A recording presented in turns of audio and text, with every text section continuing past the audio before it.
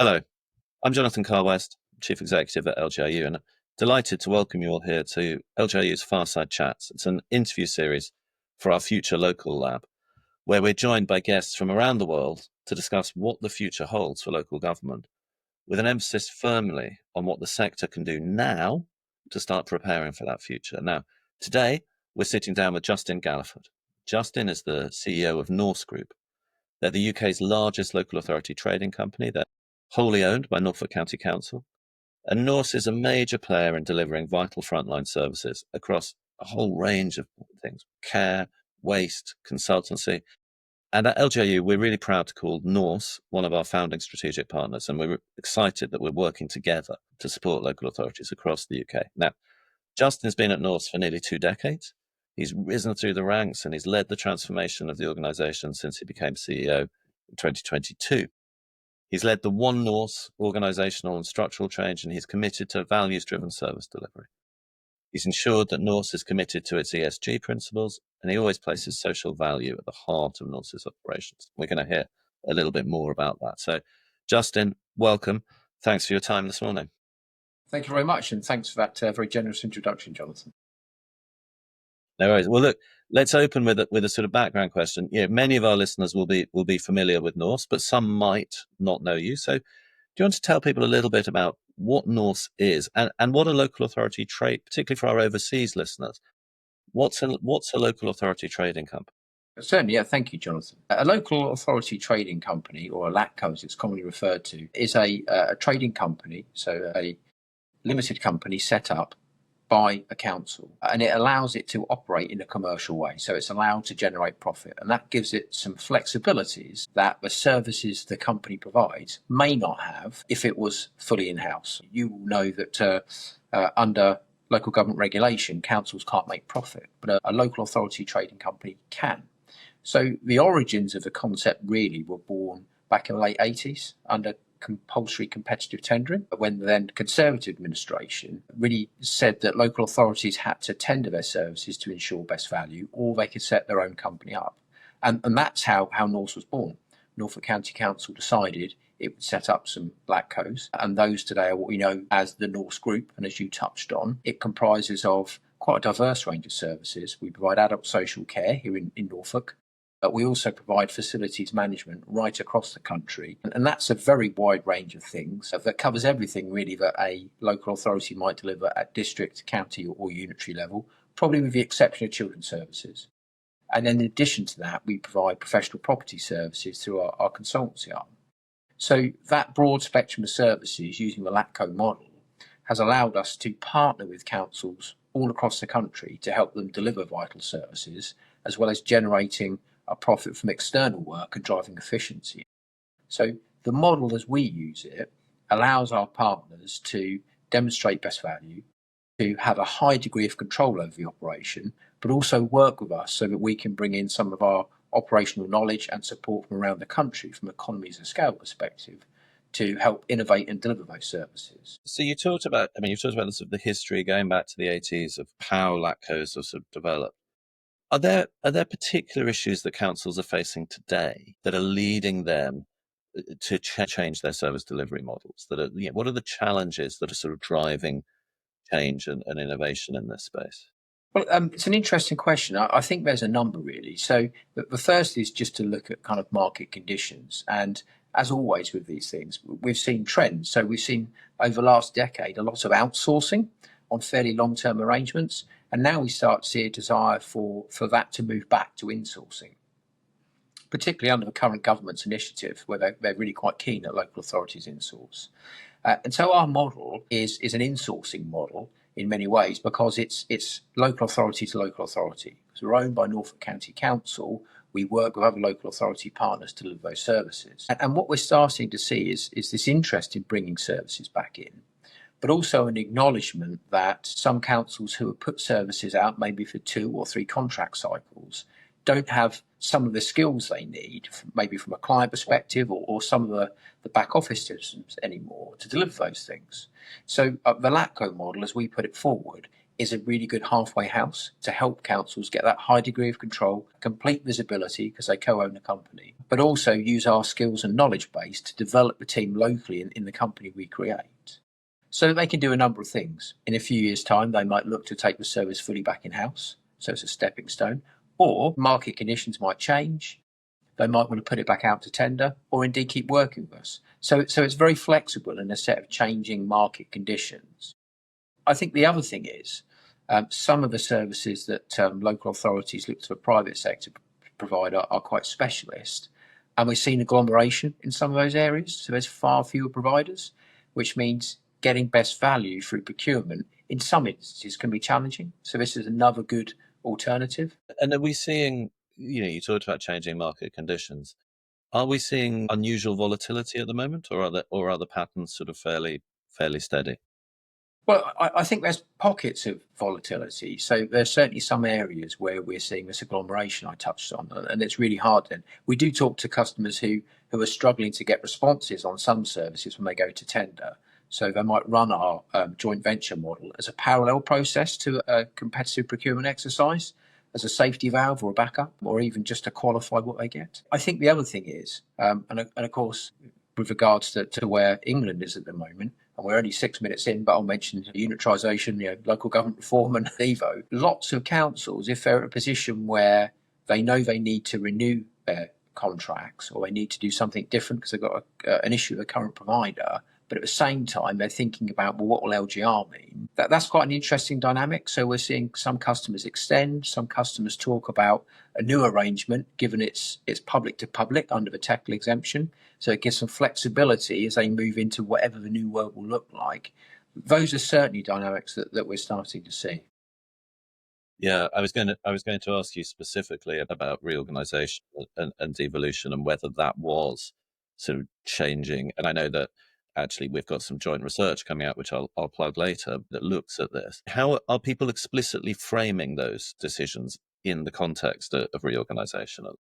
Definitely. So as you might expect, existing customers are saying that we're not quite sure what future holds. So we would like to extend for another contract term, which, given the timeline for kind of vesting and full implementation of a new authority, really works pretty well. It's still the early days in relative terms to a new authority when they'd come to review it again.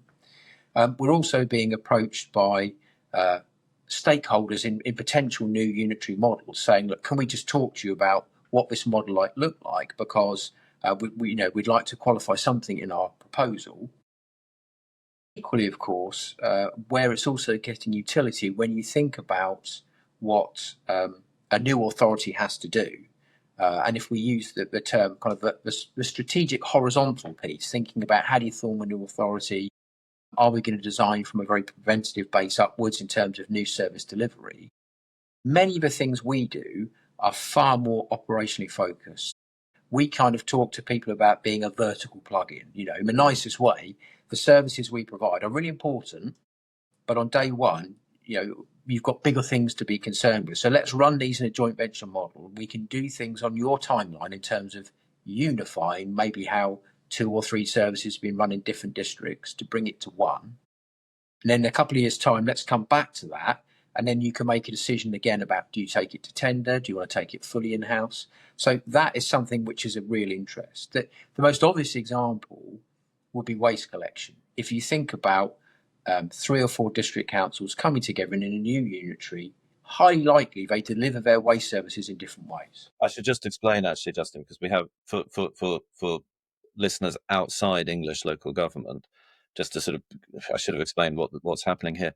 In about a third of councils of England, largely rural areas, you have 2 levels of local government: county councils, which deliver some big, expensive statutory services, and district councils. They are effectively all being abolished, and we're creating a new single layer of unitary councils, which is what Justin's referring to. It's occupying a lot of time in England now, and many viewers will be thinking about nothing else, but some may not. So, Justin, can I ask you to expand on that? So, you're saying you're bringing district councils to a set of district councils that are being deliver waste collection services. They are disappearing. A new unitary council has been created on the footprint of, let's say, for the sake of argument, 3 previous district councils. How can you help that work? So let's think about the challenges. On day one, members of the public want to make sure that their service is still being provided. So on day one of a new venture, we might keep running the services discreetly as they currently are configured. But we know that the new authority will want to begin to bring them together. So this is important. It's front facing from the public's perspective. So we work with the authority to establish a timeline in a cost transparent way so they can understand all of the costs, to make sure we drive value and efficiency for them and begin to unify those services. So there's a very practical element to it. But the other thing to consider is when you're helping customers consolidate services like this to a point of unification, if you went to the market now competitively through procurement and said, we've got the same thing being done in 3 or 4 different ways, we want you to bring it together, there's risk. So, of course, the market will price in risk, and it's to their advantage to ensure that they deliver without incurring that risk and therefore increase their margin. I don't criticise that. That's a commercial model. But ours is very different. So we're very transparent in our costs. We don't look to profiteer from risk or expensive contract variations. So it's a very high degree of control from the authority and a really good level of cost transparency to help ensure best value. Now, that's even further complicated, not just by a reorganisation, but changing legislation. And of course, in this instance, we've also got some big changes to waste legislation coming, particularly in recyclables and introduction of food waste, which is yet more risk, which equates to more cost, perhaps through a normally tendered model. Our model is very, very flexible, very transparent. So you can see from that example, at a point of change, it has a certain utility that other models don't offer. Yeah. And look, I'm not asking you to sort of get out a crystal ball, but, obviously you're out in the world talking to a lot of councils, about all sorts of issues. How do you see that set of changes, local government reorganisation, devolution, creation of mayoral strategic authorities across areas, how do you see the sector being radically different in 5-10 years' time? Do you think how do you see it kind of shaping up? I think the evidence from those mayoral combined authorities that already exist shows that it probably takes a couple of deals, a couple of iterations to move forward in a significantly different way. But of course, we should also acknowledge that takes a massive amount of change just to move from point A to point B. You can't underestimate that. So I think a kind of 10-year time horizon looks potentially really, really interesting once you maybe get into that sort of second deal space. Absolutely, as MCAs become established and their remit gets worked out at a local level in terms of helping deliver place and drive economic growth. So it's early days, but I think when you look at some of the poster boys and girls, we say, of what MCAs can deliver, then absolutely. And do you see a lot of variation around the country in how people are approaching devolution and how they're sort of looking to sort of prepare for the combined authority? Yeah, we do. I mean, the first thing to say is that anyone we talk to, the level of work that authorities are undertaking to pull together submissions is really incredible. I mean, the ones where we talk to customers and look at their documents, it's mind blowing. Data driven, very credible proposals are being put forward, and I think that's half a challenge here. I think central government's going to receive an awful lot of very credible options. So how do they really evaluate those things? But within that, yes, I think there's some variance. But of course, I think you'd expect that when local leaders understand place really well, you want to see variance, don't you? And indeed, I think that's the heart of what the government's seeking to achieve. They aim to give people more flexibility to deliver better at a local place level. And that has to mean you see some differences, I think. And taking a step back, you've talked about how at Norse you're focused on values-driven service delivery. Can you tell us a bit about what you mean by that kind of, and how that manifests itself in the way you operate? Yeah, I mean, our values journey has been really quite interesting. Although we've been around as a company in different carnations, so different structures for over 3 decades. More recently, we've done a really deep piece of work on values. We started at the bottom up with some think tank type work, around our group. We employ about 8,000 people around England and Wales, so it's quite intensive to do. But understood what was important to them. Why did they like working for the group? And invariably, that's about They like the work we do because it helps people in local communities. So we really establish values from trying to listen to our staff and also our stakeholders, whether that's customers or shareholders, and bringing those things together. We brought our values to life. And how do we embed that? Well, of course, culture is really important, as always, and many people listening will know. You've got the culture that originates, and you've got the culture you want, and you're constantly working to move towards the culture that you want. It's a journey that never ends. But in terms of living our values, and I think that's what's really important. Values are a verb; they're a doing thing. So we try to build those into the way we operate, and that comes down to trying to be really open and transparent, and having a high degree of integrity. So, we're a LATCo. We're owned by an authority, and quite rightly, they want a return from us. But there's also a sort of social dividend as well.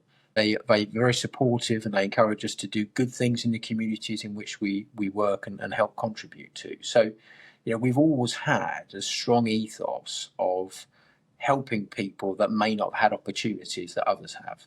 So I think one of the things I'm proudest of is that across the group, we've got many people now in senior positions that joined us at a very different point in their life and their career, and they've been able to progress through the group, and we've been able to help them on their journey to kind of reach their potential. The other sort of things we do is we work here in Norfolk, in England. We do a lot of work with a local foundation to support a food hub initiative. So we actually run all logistics for dry goods, and we move those out to food hubs to help feed people who are in food poverty, which is one of those things that's hidden. People could be at work but still be in food poverty given cost of living pressures and inflation environment we're in.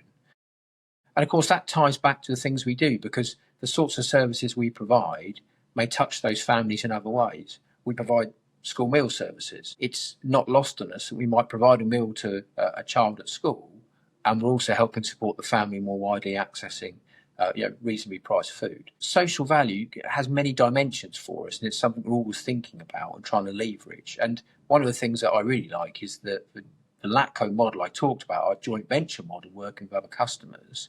The question we increasingly want to ask is, well, okay, of course we can provide these services for you, but what's important to you in terms of social value as an authority, and how can the company help deliver on that agenda for you? And I think that's really quite a powerful initiative. Yeah, and you've talked a couple of times. You've mentioned your partnership model. I think listeners will be keen to hear more about that. How does that work? And could you give us any examples of how it sort of plays out in practice?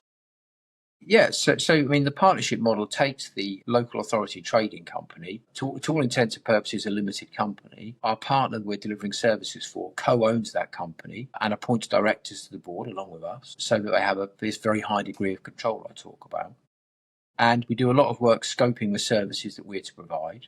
We'll either bring staff and budget in directly from the council, or perhaps from a contractor if the service has been outsourced.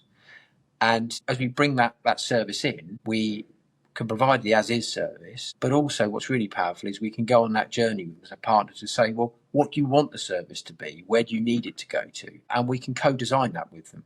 So in a very open, transparent way from both a design perspective and also, again, the costing and financial perspective.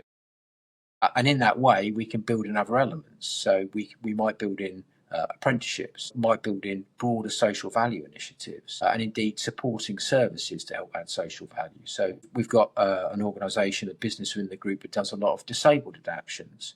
And quite often we find, certainly in England, customers might be struggling with relevant grant monies to go out and deliver adaptations into homes to help keep people in their homes longer rather than going into adult care settings.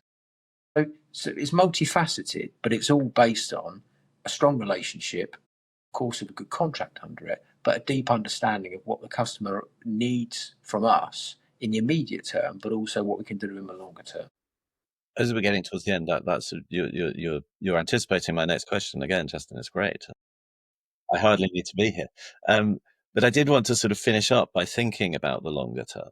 I think one of the things that's been really interesting in this conversation is that sort of progression. You've talked about how the LATCo model has developed since the late 80s. You've talked about the sort of context we're in now, both in terms of sort of patterns around outsourcing and insourcing, and around local government reorganisation and changes that might be coming along the track.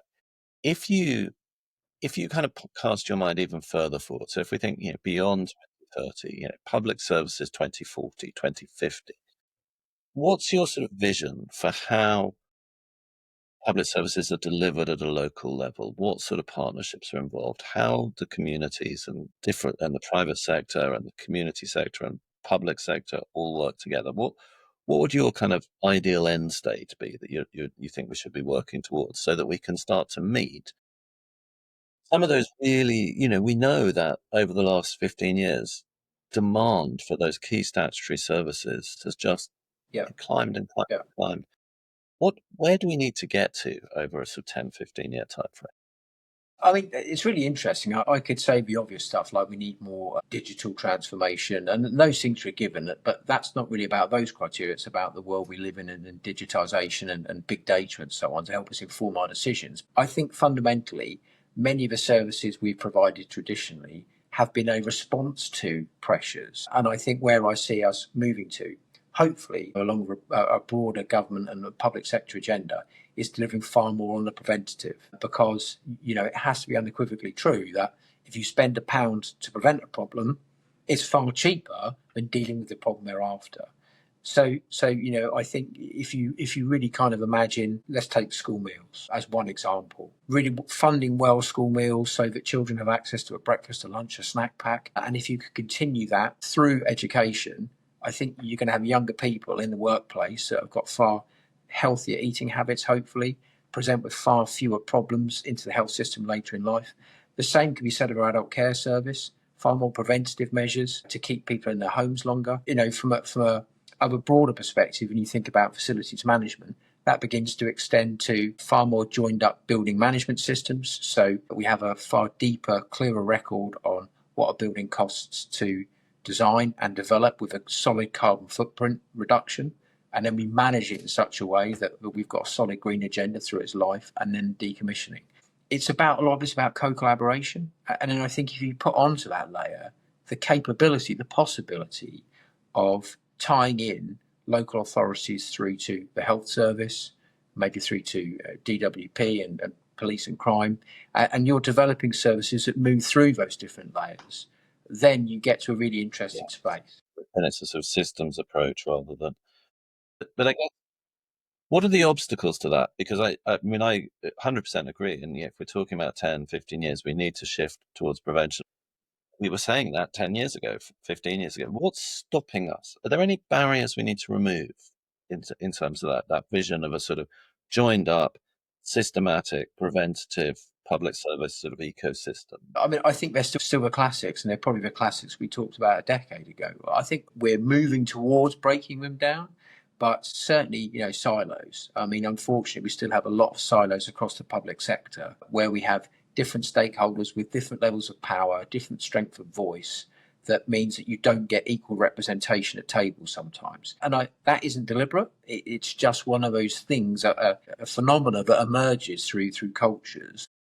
So we need to work far harder to ensure really positive stakeholder engagement with equal voice and equal footing.